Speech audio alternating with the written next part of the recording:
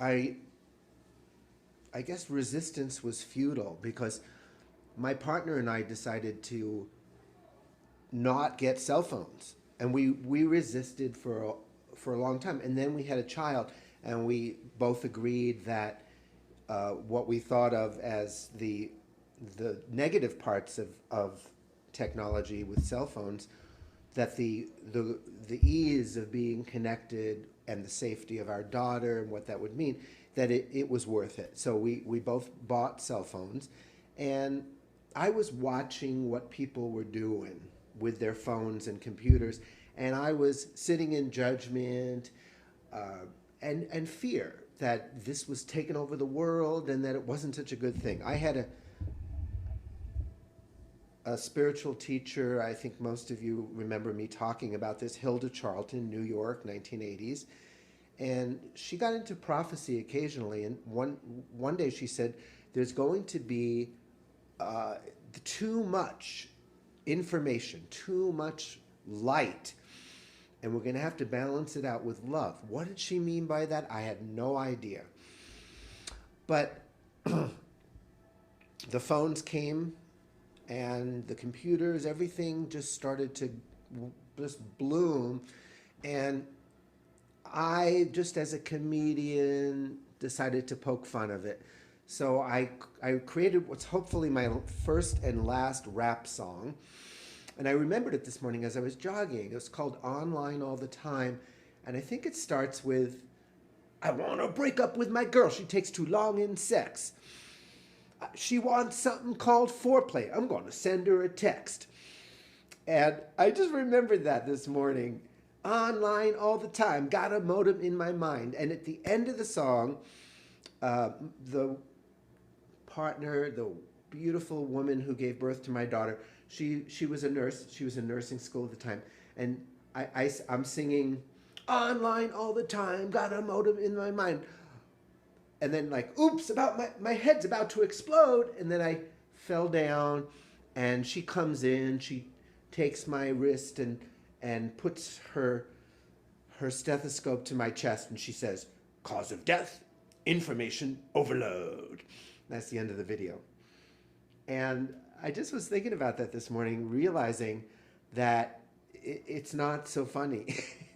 It's like there is information overload. And going back to Hilda, she'd say, kids, she was allowed to call us kids because she was in her 80s. We were all much younger. She said, you got to hold love in one hand and power in the other. Because if you have love without power, it's wimpy codependency. You can't direct it. But power is the ability to direct, to externalize, to manifest, to be creative with the love that you feel, to speak it. So she said, you got to have power along with the love. And of course, if you just have power, well, we know what that's like. 2,000 years of trying to figure that one out. So, what's been happening with phones and computers and the internet is we've been leaning towards power and information, education. Education is so important. You have countries all over the world that don't have education. And when they don't have enough education, the women just keep giving birth. They don't have a sense of power, and they're easily manipulated. And the studies have shown that when education is introduced to these third world countries and the women are allowed to go to college and school and stuff, they actually stop getting pregnant compulsively, and they are able to choose consciously.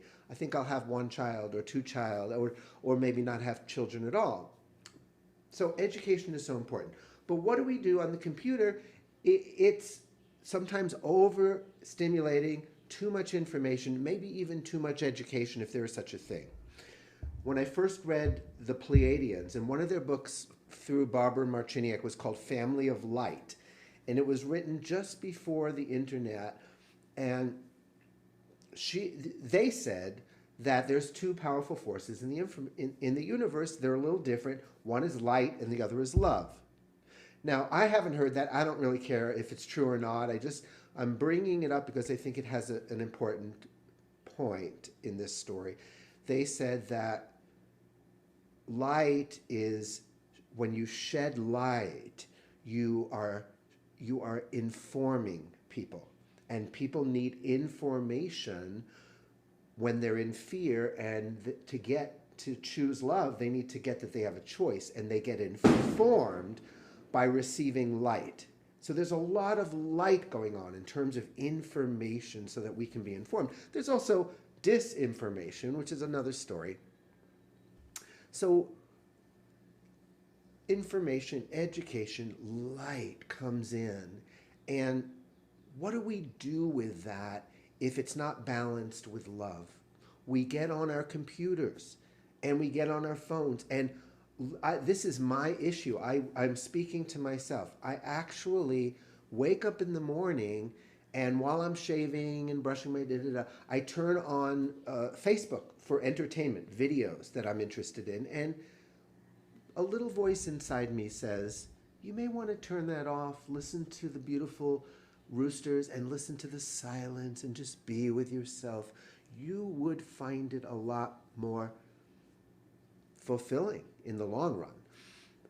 However, I hear that voice, and it's always gentle and it's always allowing. And I haven't had the discipline, will, strength, whatever you call it. I hope I'm not judging myself, but maybe I am. But I haven't turned it off. And then I get on my exercise routine, and I turn on YouTube, and I find things that either entertain or educate, which sounds great. But it's fine. I'm doing my exercise. There's no judgment in the universe. However, what I feel in my nervous system is a buildup of tension. And what I hear in the Holy Spirit's message to me is, turn that stuff off. You are going to love the silence. It may take a while to get used to it. And you may have to sift through your noise that's internal. So maybe my desire to fill up my space with external noise is partly because I don't want to face the internal noise. So I'm using it as a distraction and as to keep myself company. And then I remember my mother never went a moment without the radio or the TV on. No, I'm not blaming her, but I'm saying, okay, that's what my nervous system is used to. That's my programming. I think that companionship comes from the external. I haven't really gotten comfortable, stable, integrated with internal companionship, which sometimes takes the form of silence, which my ego interprets as abandonment. Let's take a breath and just feel that. What is it? Is it true for you too? That when there's silence, it feels like you've been abandoned, and you have to fill that silence with something. So we are in a culture that is addicted to and supports this too much information sensation. And love is a precious commodity. We're all overly educated and overly stimulated. And what happens when we lean towards love? Feelings come up. And feelings can be very messy, and they can stimulate our fear of not being in control. Sometimes the feelings are joy, and sometimes it's grief, and sometimes it's anger, and sometimes it's fear.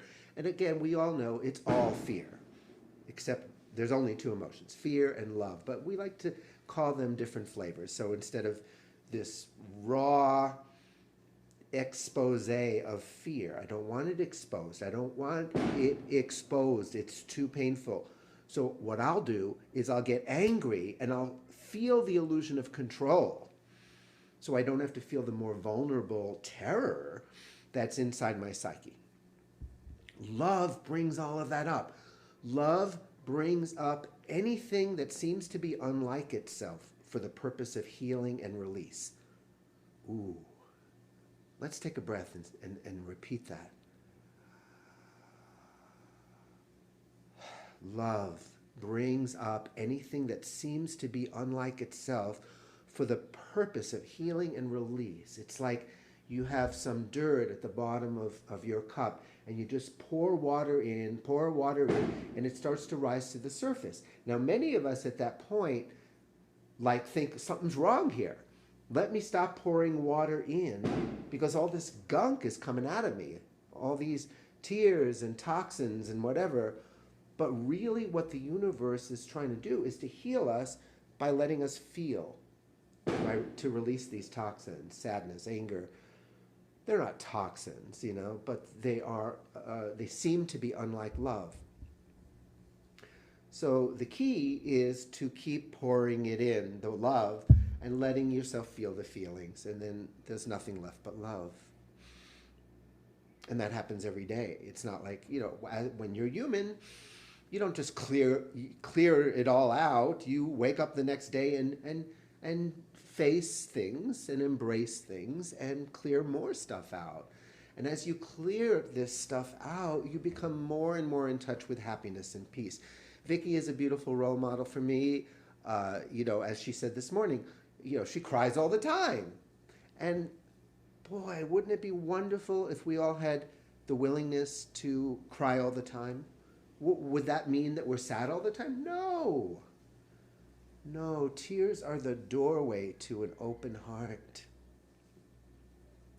Now, and I know I've spoken about this before, but when I was guided to go to a school that was a psychic training school, I remembered a number of teachings that I had read that said, avoid that stuff, including A Course in Miracles, although it wasn't so black and white. I think it said psychic powers are neutral. You can use them for good, you can use them for not so good. The ego can get a hold of them, and so just be careful. It was, I think, the message in the teacher's manual. So I went to the school for 2 years, and I was really scared because I was getting all this information about people, and I was noticing that my ego loves it. It's power. It's powerful. I have information about you. I can tell where you're stuck. I can tell your past lives. Ooh, this is so juicy. I'm such a powerful person. And I was seeing the trap, and I was getting ready to leave the school. And I said, Jesus, if you want me here, please give me a sign. I'm about to leave. And the morning I went to the school that morning, the teacher said, today we're going to talk about miracles. And I was like, ooh, I started to get chills. And she said, a miracle is not what you think it is. It's simply a shift in perception. And all these tears and shivers. And I was like, okay, I'm here. Jesus, you gave me a clear sign. Can't do a damn thing about it. And I received a lot of light. And I remembered that Ram Dass said to me once, he was fielding questions, and I said, I get that I'm here to give my gifts, but my ego is so attached to the fame and the fortune and the validation and the admiration and the way people put me on a pedestal. And it's like, I don't know what to do. It's like my ego wants to jump in and is jumping in and taking all of this for its own benefit. It's like I'm being fed by all this stuff. And Ram Dass said, just keep giving your gifts. Just keep giving your gifts. This, just being aware of the ego is all you need to do. It's not unconscious. You're working with it. And over a course of time, this will shift. This will purify.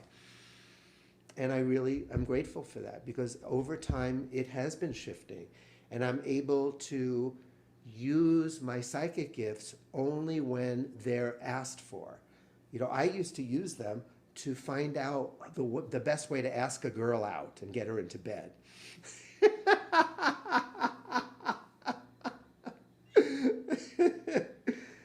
Too much information, not enough love. Wow.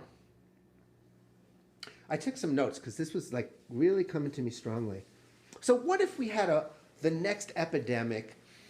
I think the epidemics that come are here to bless us and to help us learn and to help us develop parts of ourselves that aren't fully developed. So COVID what did it do? It stimulated for thousands upon thousands of people the urge to go inside. So we were locked down from external stuff and we went inside. But many of us went to our phones and computers and stayed there all day. So I would say, God, if it be in your will,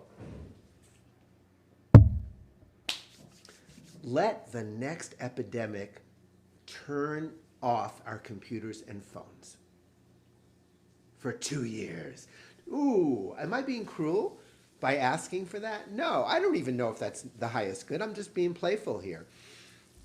But I remember when I was in childhood, when I was a child, and we used to have blackouts. Maybe once a year, all the electricity would go out. And I remembered that we would light candles, that we would get together as a family, and my two older sisters, my father with the harmonica, my sister on the clarinet, me on the guitar, the violin before that, my other sister on the piano, and my mother being the conductor, we would have the best times in the dark. And what would happen to a world addicted to information if we were forced to get our education and use our time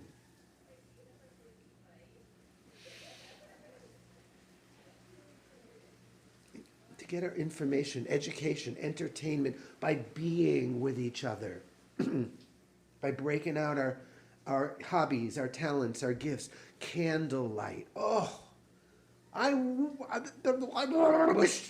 actually wishing that happened, because sometimes I just need a little bit of pattern interruptus, is what I call it, from the universe, that interrupts my addictive patterns, that makes it impossible for me to turn on the phone and listen to Facebook while I'm shaving and brushing my teeth. What would I do? Maybe the first thing I would do is feel scared.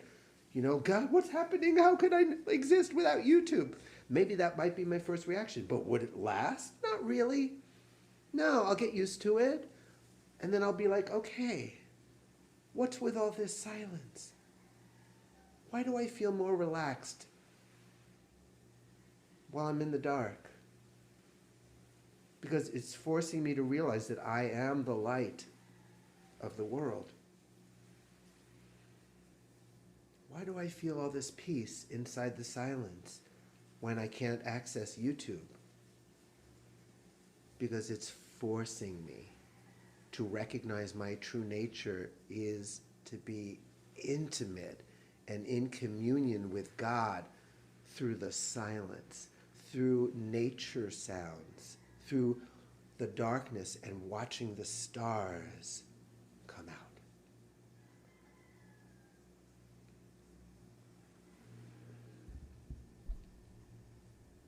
One other thing. When I was young in my career, I was led to this group of chiropractors, something called Network Chiropractic. Now it's called Network Spinal Analysis. And they had me come up to the Catskills from New York City, rent a car, stay at a nice hotel, and do music for their weekend, which was called the Transformational Gate. And it was like my first professional gig. So I was all excited. I wore some really nice clothes and, you know, like corporate. I was expecting a business meeting of some kind. And then I walked into the hotel and everybody from Network Chiropractic were wearing these colorful hippie style clothings. And I had no idea that these free-flowing, groovy, hippie people were chiropractors.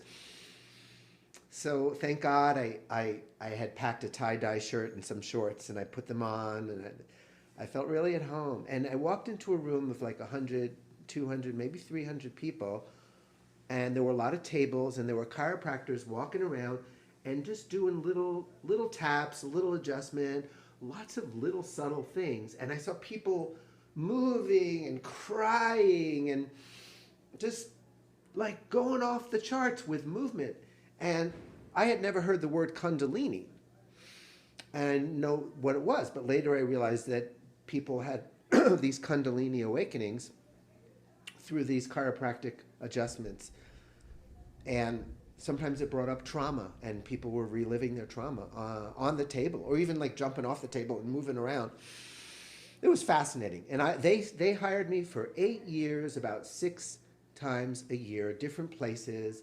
It was such a blessing for me. I got so many people on my email list, and I was able to leave my day job, 7 years of working with them, and just travel around giving my gifts, concerts, workshops, healing circles. So I had no problem, but I was wondering, why am I getting on the table and not experiencing all of this drama and fireworks? And what's wrong with me? You know, like the ego always looks for what's wrong.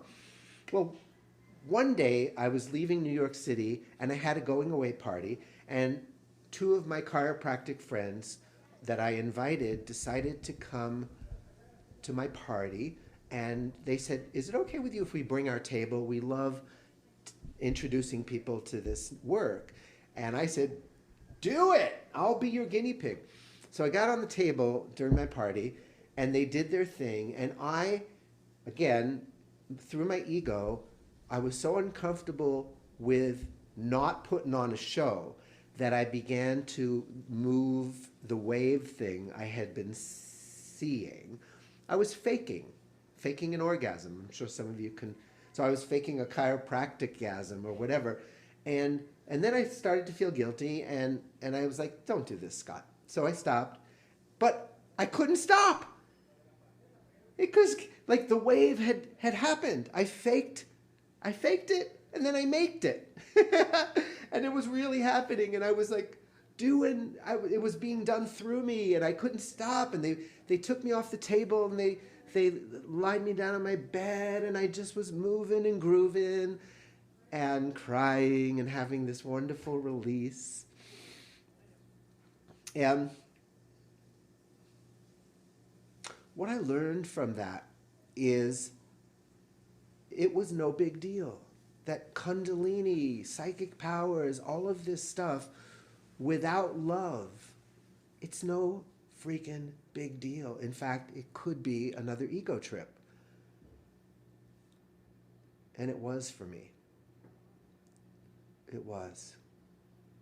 It's partly an ego trip for me to make up songs in the moment. Not that it's not helpful, but there's just a part of me that just so loves being separate and being admired and feeling elevated and disconnected from humanity because I am special.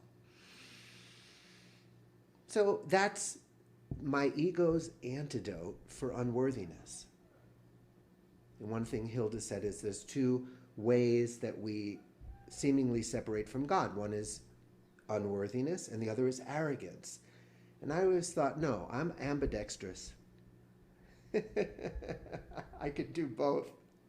But I believe that underneath arrogance, the desire to be special, is unworthiness. It's just not everyone is able to feel both. I can feel both at the same time. I know that when I feel like I want to be seen as superior, that I'm giving myself a temporary Band-Aid from a sense of inadequacy. So what's the moral of the story? Too much information is healed by too much love, because you can't have too much love.